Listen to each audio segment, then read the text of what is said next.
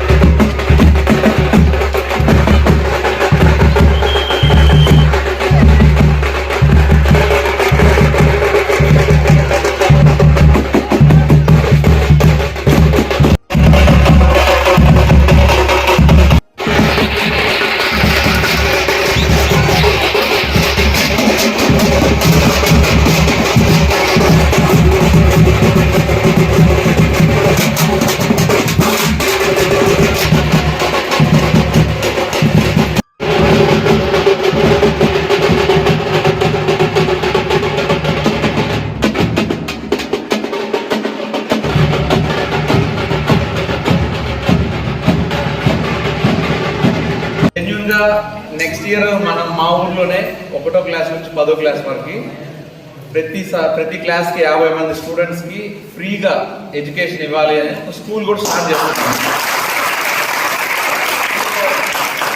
అది కూడా main reason, నేను 2 సార్లు వచ్చి కలిసినప్పుడు నేను నిజంగా చెప్పాలంటే గుళ్ళకు కానీ దేనికి ఇచ్చింది లేదు అసలు. ఎన్నోసార్లు మా ఊరు పక్కన వాళ్ళు పలకరిస్తే పలకాలి కదా. నిజానికి మద్యం దాటి రావాలంటే జంబోర్పల్లి దాటి రావాలి, దండవారపల్లి దాటి రావాలి, బొమ్మాయిపల్లి, తిమ్మోసుపల్లి, వాళ్ళందరూ కూడా నేను చేయాలి కదా. కానీ నాకు తెలిసి నేను గుడికి అని లేదా చర్చికి, మసీద్కి అంటే ఇచ్చేది ఇదే ఫస్ట్ టైము. మేబీ ఇంకా మేము ఆ ఊర్లో కూడా ఏదో కొన్ని చేయాలి అని అనుకున్నాం కాబట్టి సరే ఫస్ట్ టైము ఇంతమంది వెయిట్ చేస్తున్నారో చేద్దామని చెప్పి ఉద్దేశము. సో ఇవాళ నాకు ఈ వర్క్ ఎంత జరుగుతుంది, ఎంత ఫినిష్ అవుతుంది, ఇదేం నాకు జెన్యున్ తెలియదండి. సో నేనేమంటున్నానంటే ఆ రోజు అడిగితే ఈ పెంకులు ఈ రూఫింగ్కి ఏమేమో కావాలి, హెల్ప్ చేయండి అని అంటే సరే ఎంత కావాలని అడిగాను అనమాట. సో ఆయన ఒక అమౌంట్ చెప్పి అంటే అన్నిన వెంటనే ఒకవేళ మీకు ఎక్కువ అయితే దాంట్లో సగం కూడా చేయండి అని అన్నారు. సర్లేండి మీరు అడిగినంత నేనైతే ఇప్పటికైతే అనుకున్న ఫిగర్ చేస్తానని చెప్పి సో ₹1,00,000 ఇవాళ మీకు ఇచ్చేస్తాను.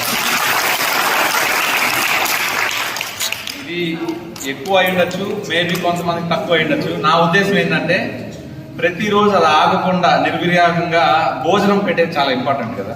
సో ఆ పనిని ఆపకుండా నేను చేయాలి అని అంటే వేరే పనులు తగ్గించుకోవాలి, అంతే కదండి. సో అందుకని ఆ ఒక్క ప్లేస్లో హాస్పిటల్కి వచ్చే వాళ్ళు, ముసలి వాళ్ళు కావచ్చు, ఇంటికి వెళ్ళి ఆటోకి రావాలి. కొంతమంది చూస్తే నడుచుకునే వస్తుంటారు పాపం.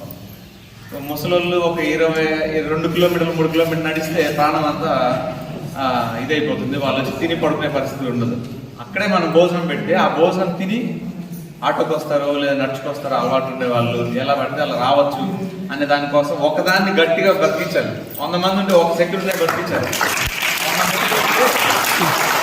100 మందికి 100 మెతుకులు పెట్టమంటే 100 మెతుకులు కలిపి ఒక్కరికే పెట్టి ఒకరిని బతికించారు.